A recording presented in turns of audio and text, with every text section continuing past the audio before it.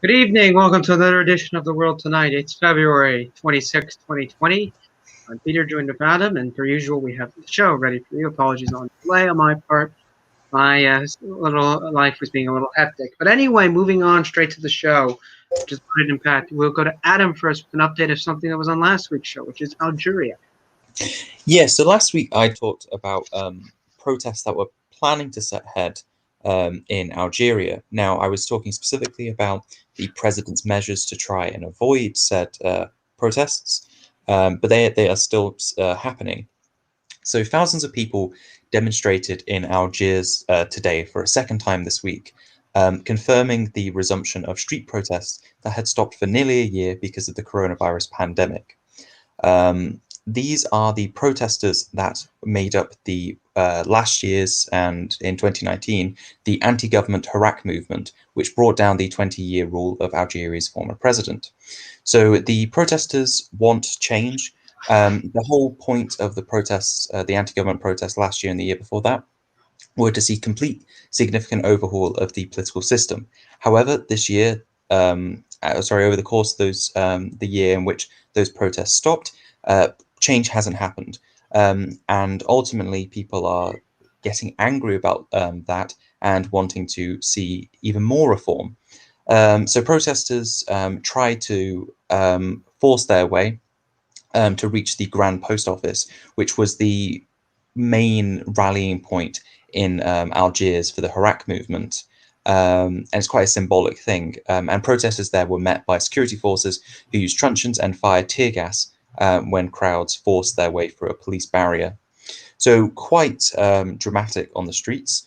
And they definitely do reflect the similar anti-government movement. They have the same name. They're continuing along with the same sort of ideals. But the only real difference this time around is that the protests are a lot smaller, only in the thousands compared to the tens of thousands that were gained. And it seems to be quite localized to Algiers. So who knows if there's something that will spread further across the country. The president has said he wants to call for elections sometime this year, early elections, to try and sort of, tide over those who want significant change. So who knows if that's holding back some. But as economic conditions worsen because of falling oil prices, Algeria is in a very unstable state. Indeed, and this, of course, has been Algeria's the calamity in the last few years is trying to get some stability in terms of its local government.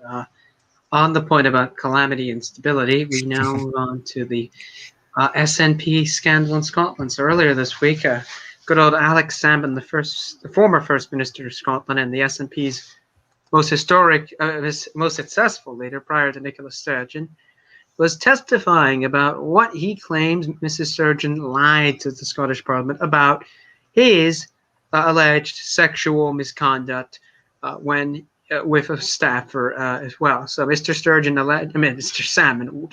Salmond alleges that Mrs. Sturgeon knew about these allegations and hid them broke the ministerial code, and then leaked them without the proper protocol. Of course, this has been a rocky inquiry that has exposed a lot of SNP divisions within the party that has been successful in Scotland for the last almost half decade, or I should say since 2007. And it has been very much a testimony that whether you believe the polls or not has started to dent the SNP, because Nicola Sturgeon's big thing about having confidence within the SNP has been hit, because the scandal very much goes at the SNP's heart between its long-standing leader and many, in the party, like Joanna Cherry, who was sacked from the Westminster front bench team, who are still loyal supporters of Alex Salmond, versus the more Nicola Sturgeon wing of the party, which has now set up an interesting situation where elections to Holyrood are due in May of this year, unless they are postponed. And the SNP, instead of being united for once, are firing on each other, which is a uniquely odd saga to say with the SNP. Yeah, so just looking at this from the whole election perspective, as an election is coming up very soon, currently we're seeing that this has had a minor hit on the SNP. Whether that's looking at Westminster polling level, which has shown them decrease a little bit. It's reflected the same in the polling for the Scottish Parliament. But to be honest, it's only by a few points. And they're already around, say, 55% going down to around, say, 52%. So they're still, holding very, very firm with almost a 30% lead in most polls, with the Conservatives at around in the low 20s and Labour on the mid to high teens. So ultimately, it's not looking very good for the opposition who are trying to exploit the situation. Now, this is obviously with the caveat that we're quite early onto this scandal. Who knows what kind of effect that the Scottish media will have, because unlike a lot of say English politics, Scottish politics has the exact same issue where a lot of the media class are quite friendly to the government in charge and aren't reporting on sort of the scale of this drama as much as it should be, because it does reflect the possible breach of ministerial code by Nicola Sturgeon and very questionable leadership, which does need to be scrutinized, but we're failing to see that at a broader level.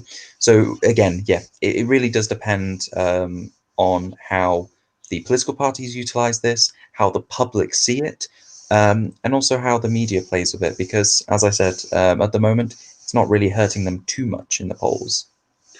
Indeed, I think the other point too is that this scandal is moved very rapidly, and it is obviously small and still that. But as you mentioned, the S&P still hasn't been damaged yet. Now, Nicola Sturgeon is set to testify sometime next week. I believe it's Wednesday, about her view of the story. Of course, depending on how the questioning goes, this could make or break it, depending on, of course, what level of commentary or soundbite she adds. But yeah, you're very right in adding the Scottish media historically has been very lax at covering the SNP. Some have argued a little too generous in terms of their coverage and accountability for that. Would be, of course, noted that by some in the Unionist camp that the things that Nicola Sturgeon was alleged happened to two Scottish Labour leaders in the last decade, and they both were forced to resign. But that, of course, remains to be seen. As you mentioned, the grand impact does this have in the long run for the SNP, as they, again, have internal factions that have long been known to have their issues with one another, starting to openly argue with each other. Yeah, I mean, we already have Alex Salmond contradicting things Nicola Sturgeon has said. So who knows what kind of response will be continued with that. But, that's already presenting some questionable leadership from Nicola Sturgeon, and something that could definitely pose a liability for an election campaign that looked very safe for them, something that looked as if it would be incredibly easy for them to get a majority.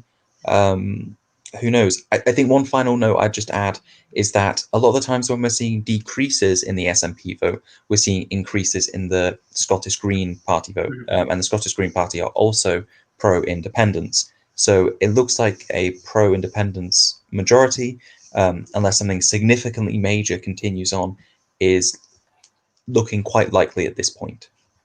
Yeah. Oh, yeah, they're still going to win majority. Even I candidly admit that, even with all that's happened, they will probably retain government. If this is a question down the road, this has had a big impact, and so far it hasn't. But as you mentioned, small things that. But yes, the Greens are very much the beneficiaries, it looks like right now, of this SNP slide. And in the polling, I mean, it has shown the Tories and the Labour at Westminster are right at each other's necks. For the Holyrood, Tories are in second, Labour in third, not by much. And the Lib Dems mostly in the high, single digits or low teens, depending on the polling of the day. Yep, I think that's everything really to add to that story, unless you have any concluding notes. Assuming we'll definitely want to continue covering. Oh, yes. And I would advise anyone, if they can, to watch these hearings. If they're in COVID boredness and want to do something with their lives. Um, anyway, moving on, we now move to a fun country called Armenia, which has had a lovely few months since its last little conflict with Azerbaijan. And I'll let Adam explain the latest developments out of Armenia.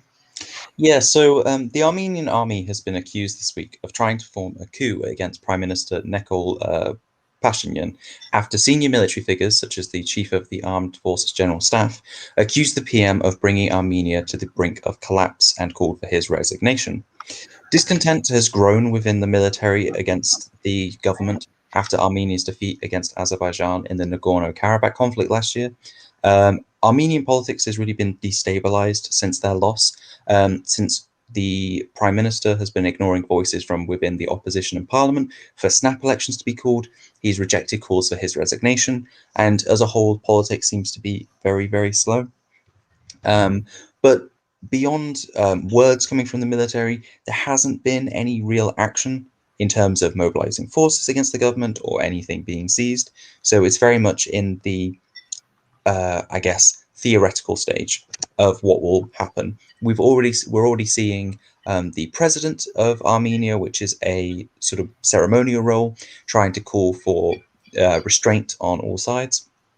And you're also seeing international partners, that being some from the West and also some from other places, calling for restraint from the military. I guess the only other real interesting thing to add on to this is that the opposition, who has had a very, who is quite small and has had a very difficult time trying to get rid of the prime minister, even following something as monumental as a military defeat. They have also been backing on with the military, calling for the government to, calling for the prime minister to resign. Indeed, and that, of course, a lot of this is, as mentioned in my opening, been pushed by the loss of, in the last conflict, to Azerbaijan, which has put the current government under a lot of political pressure. And I see our resident friend, Arkelek, is back in the comment section. Very nice to see you, Arkelek. Yep. So yeah, just I think the real interesting thing to add with this so-called coup, which has not really foreseen itself as that, if it goes into the situation, we've already seen a coup happen this year in Myanmar, so it will be interesting to see if something similar happens there, where it was a lot of words before any action was taken. Although, as I said, there definitely seems to be a desire for restraint, and the prime minister has attempted to show to the military and opposition his public support by getting thousands of people to march on the street in support of him. So it doesn't seem like the actual coup is going anywhere, but it's definitely something that could happen. But another country that has also found itself in some form of political crisis in the Caucasus is Georgia, where a Georgian opposition leader has been arrested. And I'll let Peter lead on the situation there. So yes, earlier this week, an opposition leader who I'm going to wait a second. I had the name on my computer, but it accidentally went off. Nika Melia. Nika Melia, yes, thank you. Was arrested because of alleged corruption. Of course, this word is alleged corruption. He was dragged out of his party's headquarters by the police early Tuesday morning. Of course, this was not a picturesque scene. He was screaming, shouting this was unjust, while police carried him away. Now, of course, the danger, of course, is that Georgia, of course, is in the Caucasus and is has had issues with Russia, and there's a concern that this may give Russia an excuse with instability right on its front border to cause its usual Russian operation. Because again, Putin being Putin, there's always some way of doing something to get this solution.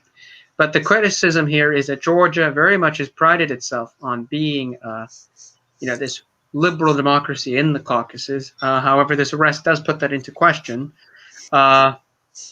as it has won some criticism abroad for why he was dragged out with at least not due process being put, and has led to deeper protests in the country of people demanding that this opposition leader Nicola Mella be released. Mella, and many have alleged this is corruption by the government to take out a political figure who has been critical of the current government for numerous things in terms of corruption and the COVID response. Because since last October's parliamentary election, there have been criticisms of rigging that gave the incumbent government a narrow majority in the parliamentary assembly, which the opposition parties have refused to enter and tried to basically go for a second election. And this move, of course, has been criticized by the U.S. and Europe. And the irony is, of course, Georgia was very much numerous name is in the process of trying to get more integrated with the West. So not a very good mark to have on their regard. Yeah, I think it's quite interesting looking at where this really started, and it goes back after the elections last year, which resulted in a victory for the current government's Georgian Dream Party. And the United National Movement, which is the main opposition party, has since boycotted the parliament, again following those allegations of rigging. So this arrest has been very controversial even within the Georgian government, as the Prime Minister resigned over the court's decision to try and arrest Melia. And it's quite interesting seeing the fact that the new Prime Minister appointed is the one who ordered for the arrest of Melia pretty quickly afterwards. So, it's brought down a Prime Minister and has a significant space to go. And as you said, thousands of protesters now on the streets, but besides the actual release of Melia, they're also demanding early elections. So that's another element to keep an eye out on. And yes, there has been call for restraint from the police and for Georgia to respect the integrity of their own democracy. Indeed, and this, of course, is interesting as the fact that Georgia's had a very interesting and rough history in the last few years, especially the fact that part of it is still occupied by Russia, and has had issues of corruption and stability with numerous leaders and rigging. So it's an interesting scenario to see another country in the Caucasus of the former Soviet Union have fun internal stability problems. Always seems to be the game. Well, it was only 2019 when the Velvet Revolution happened. So you saw a pro-Russian prime minister kicked out of office, and this new age of democracy heralded in, which clearly isn't living up for its expectations. Yeah, exactly. The pro-Russian prime minister who already had controversy on his end when getting there, announced it, and then the replacement also having controversy. So it's not a fun time for Georgia's democratic institutions, as they would say. Indeed.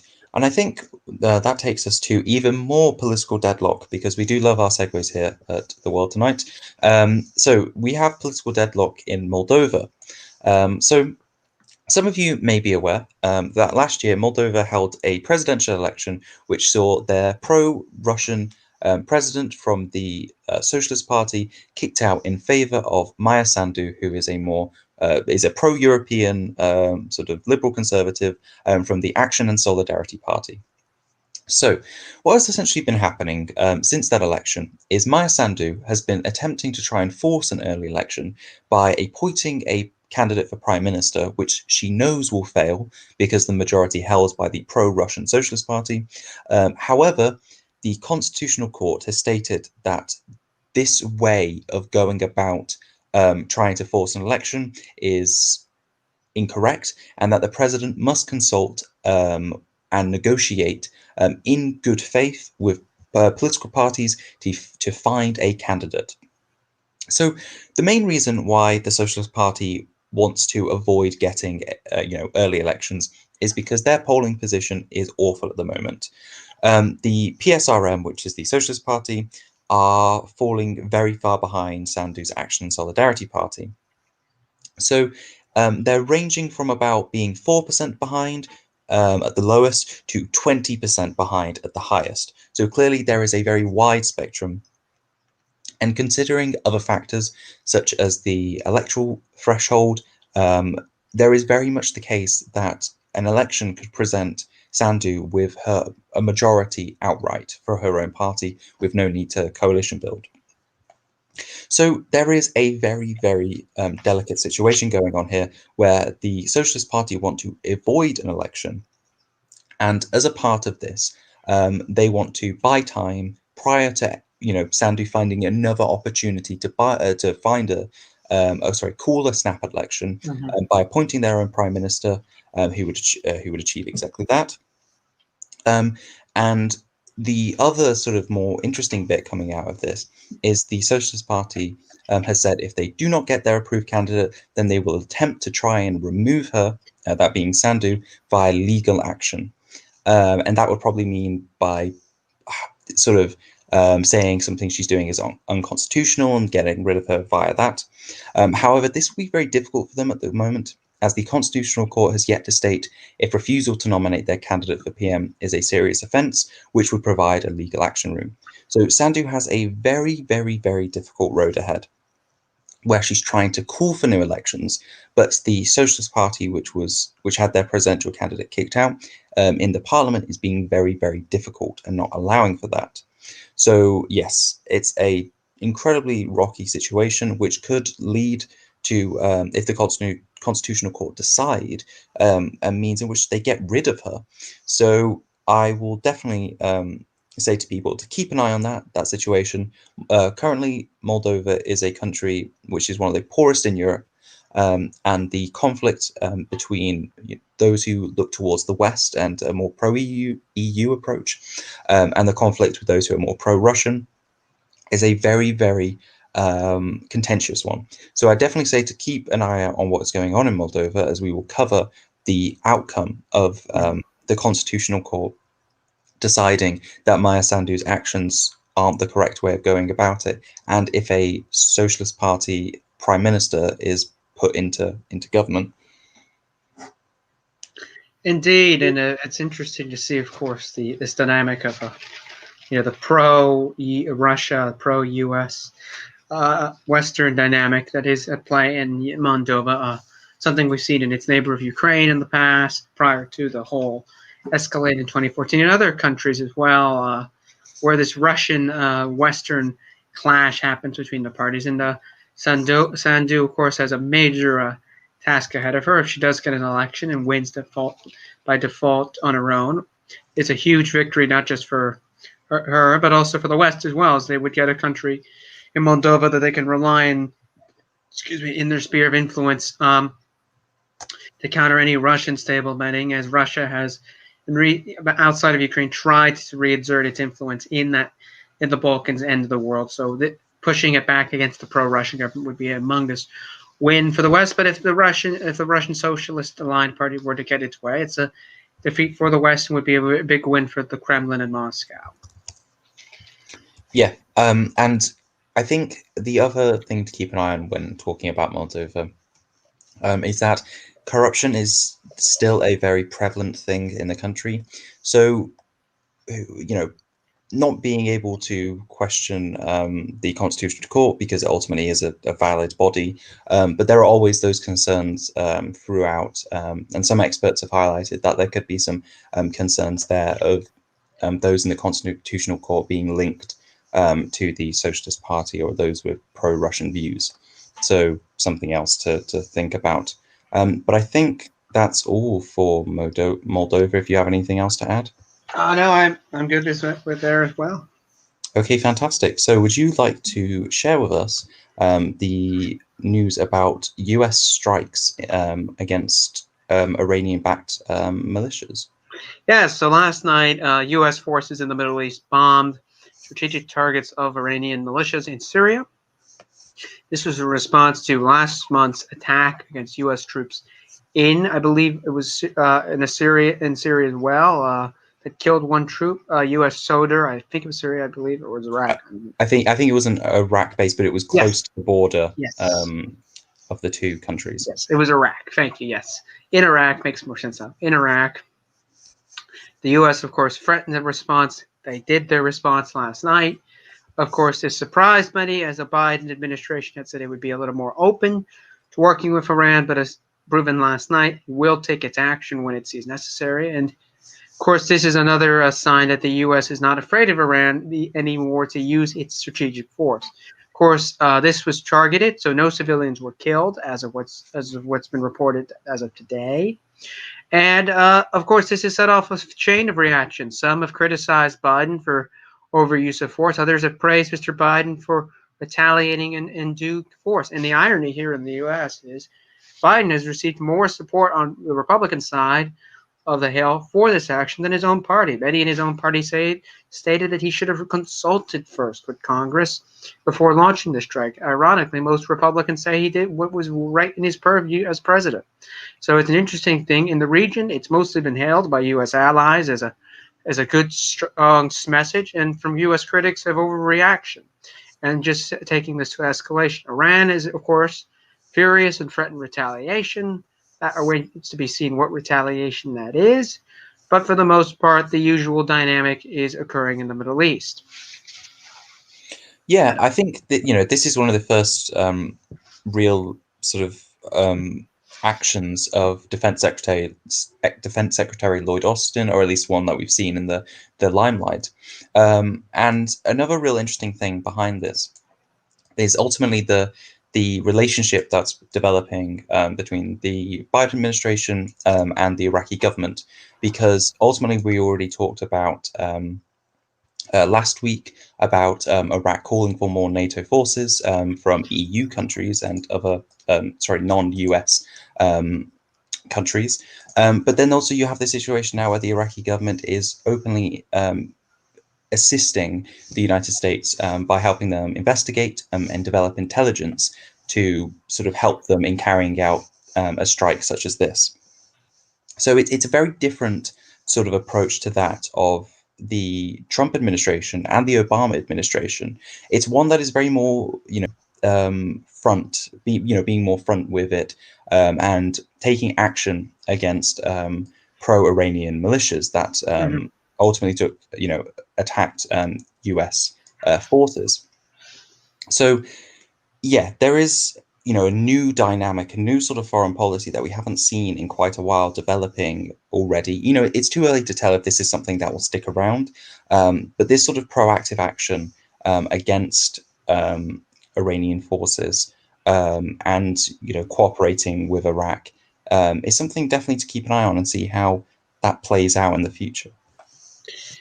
Indeed, and I think the other interesting, component is who Iraq's current prime minister is. I think the other interesting component, Mustafa al-Kamani, who is not liked by many in Tehran because he's very pro-American as much as you can get in Iraq.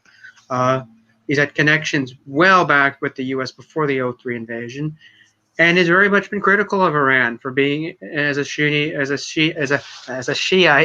Muslim. So his role in this is also interesting, as he's tried to get closer with Washington than most prime ministers. Of course, Iraq's prime ministers have historically, since the liberation of Iraq in 2003, tried to play a fine line with the U.S. and Iran, usually to the point of condemning the U.S., but mostly asking around for certain things. Of course, this is a much better relationship than, say, the U.S. had with under Prime Minister al-Maliki or Prime Minister al-Baghdadi, in that regard. So it's a much more welcomed pro-U.S. Prime Minister in Baghdad.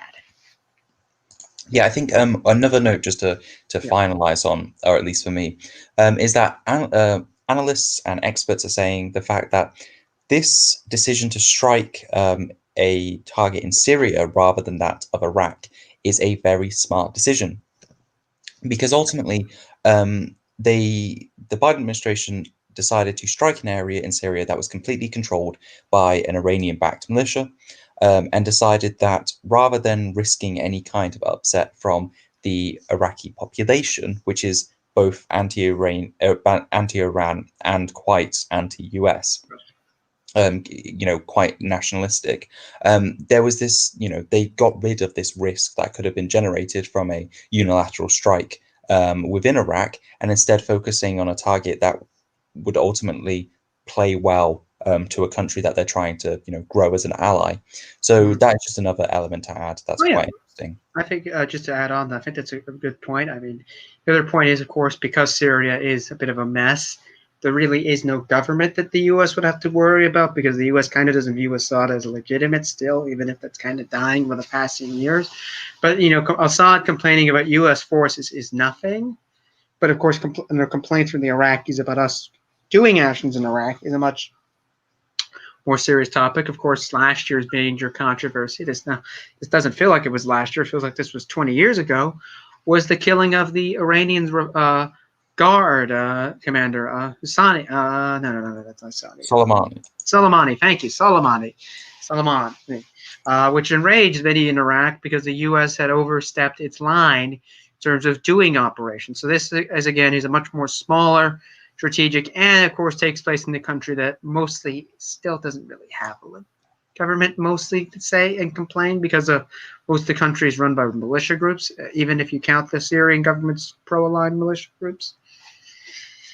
Yep, I think that's a fantastic overlook at the conflict as a whole. And I would just only add, it is interesting, the dynamic that certain members of Congress are complaining about this and others are not. Of course, the rules do state, because ironically, Congress, being Congress, allows the president, here's a fun fact, of the 2001 declaration, this was after 9/11, to go to war in the Middle East, the president is allowed to strike against terrorist groups as he or she would see fit. Congress, again, delegating its powers to the executive. Yeah, I mean, you raise a fair point there. It's something that, this kind of action could promote something from, more anti-executive power figures within Congress.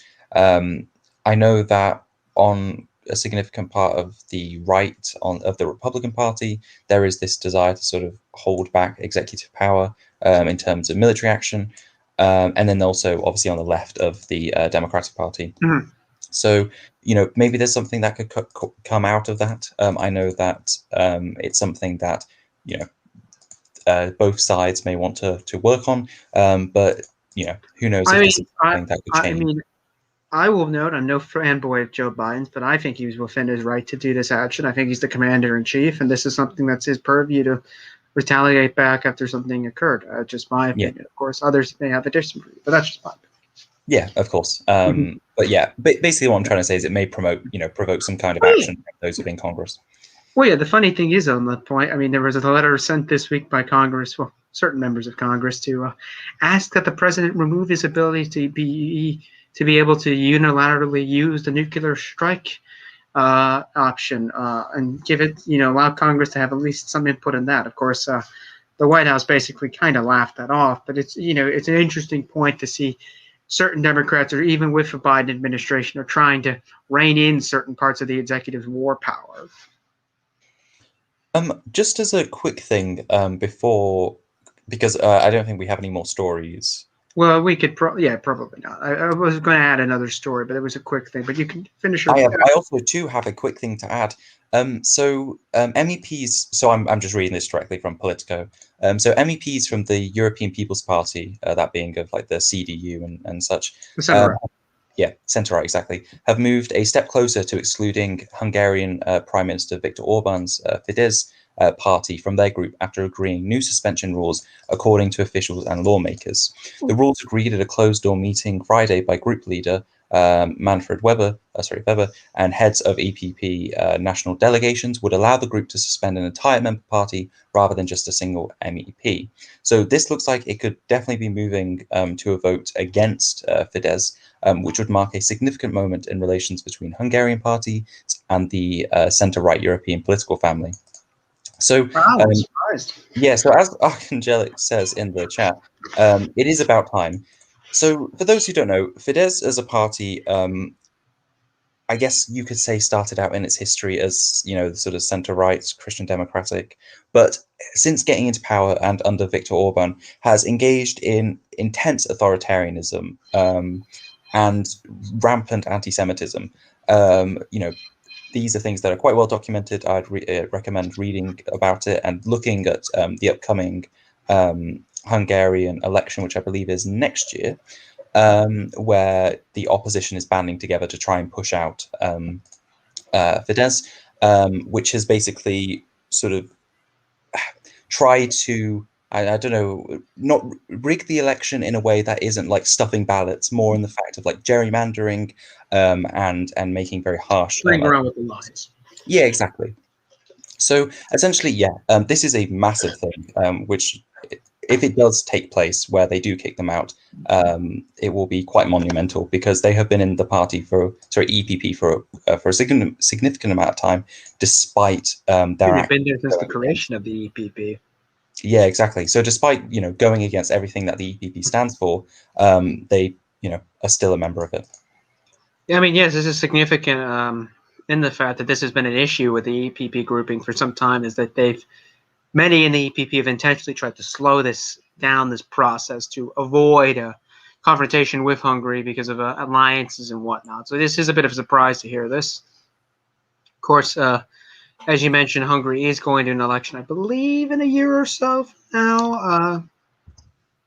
Yeah, it's in or before spring 2022. Yes. And I think it's quite interesting, as you mentioned, that really grand coalition of the opposition in Hungary, all uniting, and to their credit, they have united and been so far have not had any issues of sticking to their main message, which is get Orban out and reform the country. Of course, it's a uniquely odd group of people in it. I mean, there's a former I would call them neo-Nazi party that's now said that they're pro-business, pro-Europe, which is certainly a change to make in 5 years, but meh. Yeah, I was just say amusingly, Jobbik, which is the party that used to be a neo-Nazi one. The amusing thing is that despite the fact they were rampant anti-Semites and still have some anti-Semitic elements in them, they now defend George Soros, who is basically the boogeyman of Fidesz, far more than any other political party. Which, comparing some of their leaders' former comments, is frankly sort of. And their current leader has Jewish heritage. What a thing! Yes, amusingly, or I say amusingly, still quite awful. Despite that Jewish heritage, he still has some very, very controversial things. I believe he said he wanted to make a list of Jewish Hungarians. So obviously issues there. But as I said, they're trying to reform. But yeah, the opposition parties are a wide, display. But that's an entire. Social Dems to far-right links. Gotta love, opposition brand unity. We've got to, we can talk about this another time, Yes. especially when the election comes up, because it will be very monumental.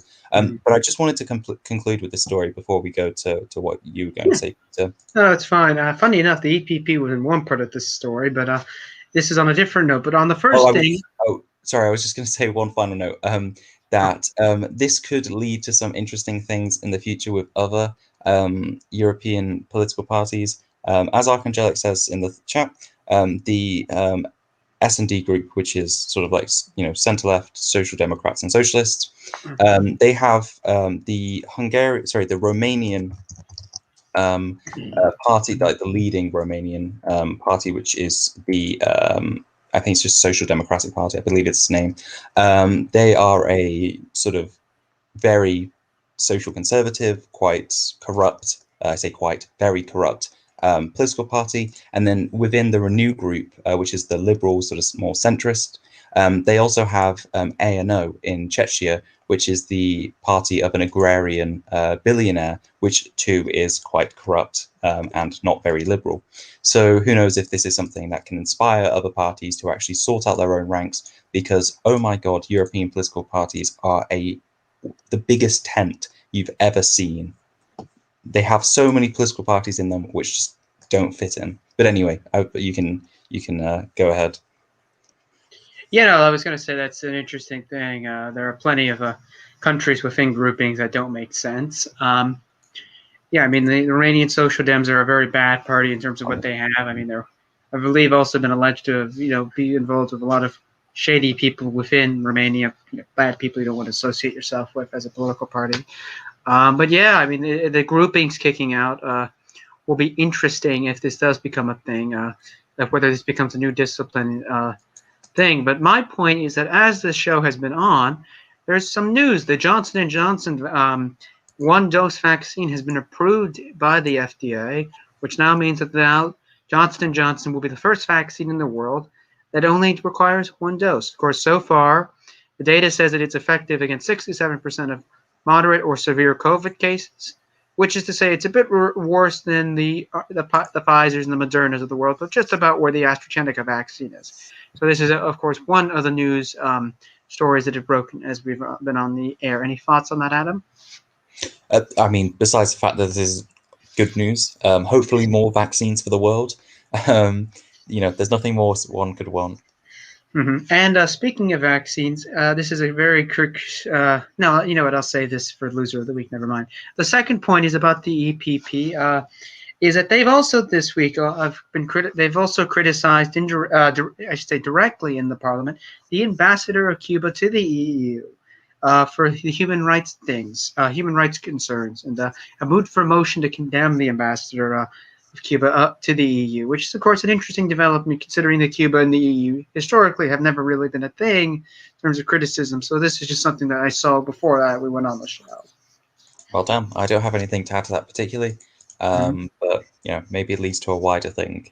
But I think on those exciting sort of short snippets of news that we just had at the end as we try to fill time, we can go on to the loser of the week. I feel quite happy talking about mine straight away. Fire away, compadre. Fantastic. So for my loser of the week, I am going for the Laos election fairness. I don't know what particular word you'd use for that, but essentially Laos went to the polls to elect their government. Now, the only issue is that the reason I nominate them for loser of the week is because the elections were not free or fair. Laos is a one-party state.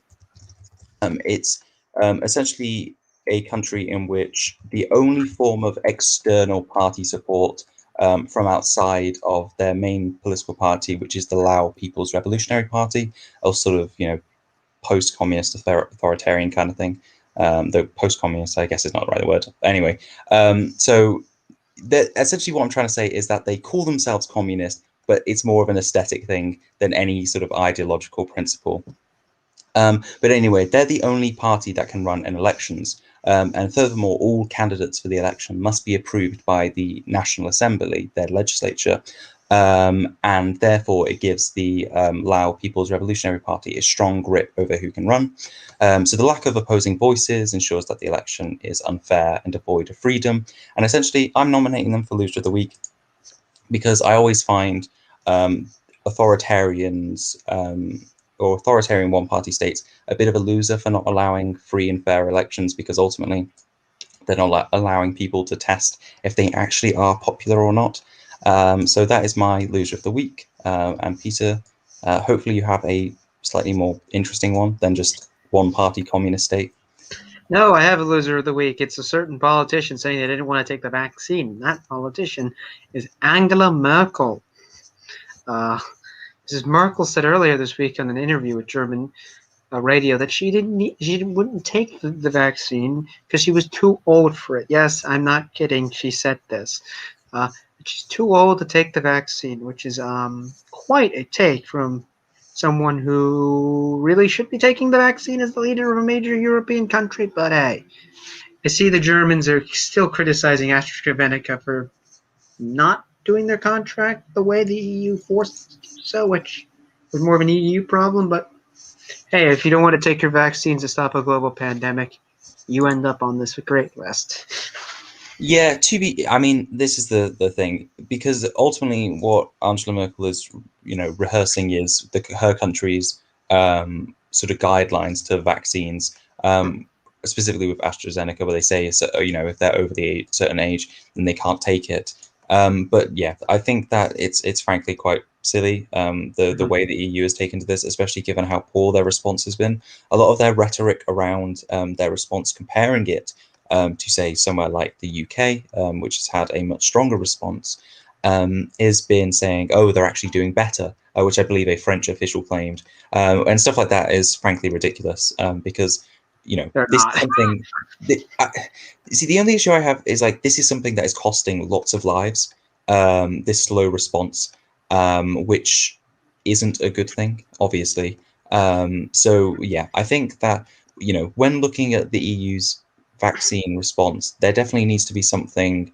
I just feel like people. They need to remove some of their ego and admit that they kind of Yeah, but I also do feel like just across the the sea, looking at the UK, there is a lot of cheering from a lot of sort of more I guess right wing figures, you could say, about the fact that the EU is failing. I don't think this kind of sort of rhetoric is a good triumphalism. thing. Yeah, yes, exactly, because these, their failure means people die. And I don't understand why that is something they want to celebrate just so we can go, we did better than the Yeah, EU. I mean, look, the UK should be commended for doing this. I mean, Israel, the United States, and Chile, to name a few, and I believe the other one is the UAE, been very good at getting their people vaccinated. That's, of course, to say, look, the EU failed. They need to admit, look, they can criticize AstraZeneca all they want, and all the vaccine companies, but at the end of the day, they were the ones who didn't prioritize getting the vaccines ahead of time. Now, of course, I agree with your point, absolutely.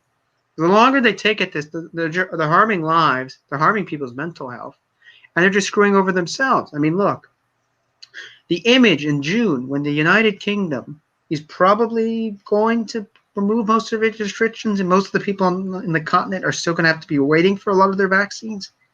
It's just a bad sight if you're living in the continent. It's like, wait, they're already there and we're not, and we're supposed to be some of the most strongest countries in terms of resources.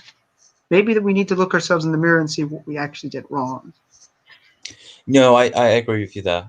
Actually, just to move, just as a fun thing for loser of the week, I'm going to nominate myself for loser of the week because it is the Jewish holiday of Purim. I hope I pronounced that right. Yes, he did.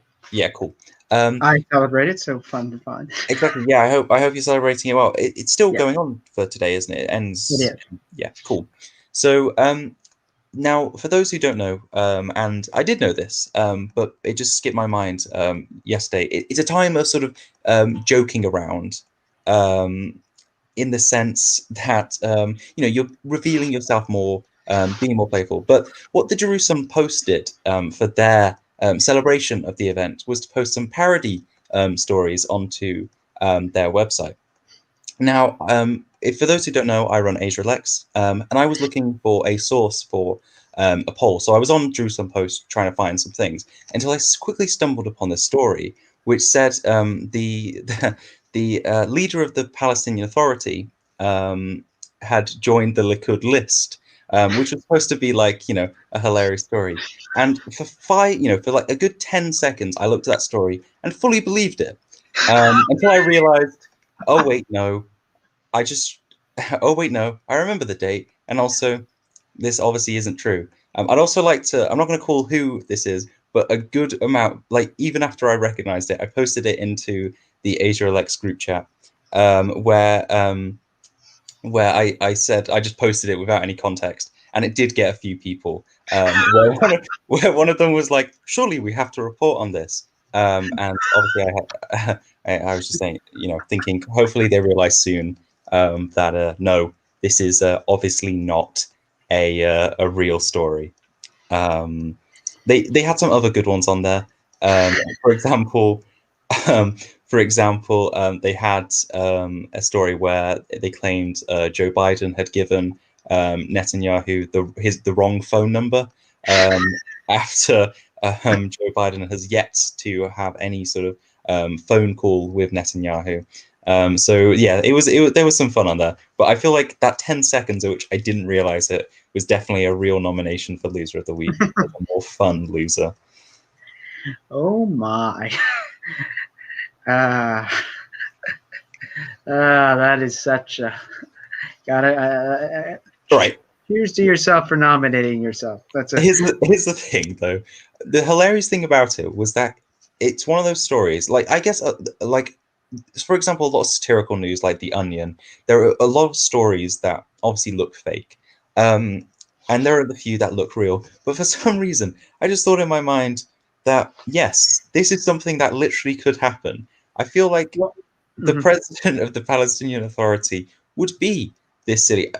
enough just to do something like this. But yeah. Well, and the funny thing you mentioned that, I mean, IRL, I mean, there was a report saying the PA does want Netanyahu to win again just because they think it would be better for their own prospects. So it's like, I could see the belief of why maybe this Well, article makes sense. well, yeah, exactly. I mean, recently, like just to finish off the show with this Yeah. hilarious story, recently there have been calls there have been allegations that a Likud backbencher went essentially to try and tell the Palestinian Authority to tell Arabs in Israel to vote for Likud.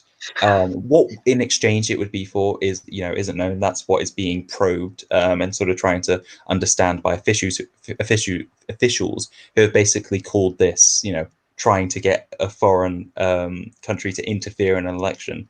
But yeah, it's just fascinating, and that contributed to me really being a bit silly then. Gotta love it. Gotta love it. Got to love it. Yeah, I felt there needed to be a little bit of fun in this. Indeed. We gotta always have to have fun. But anyway, folks, thank you for watching. Before we see you off, please follow us on Elections Daily on Twitter. And if you'd like to watch this episode or any previous episodes, you can find us on Spotify or whatever podcast servicing you use. And you can hear me and Adam talk for fun. But anyway, wish you all a good night, a great week. See you next week at the same time, 5 o'clock or 10, or wherever you're watching in the world. But take care, stay safe, and get vaccinated. If you're able to get one. Yes, if you are able to get it by your own state, country's rules. Bye. Bye.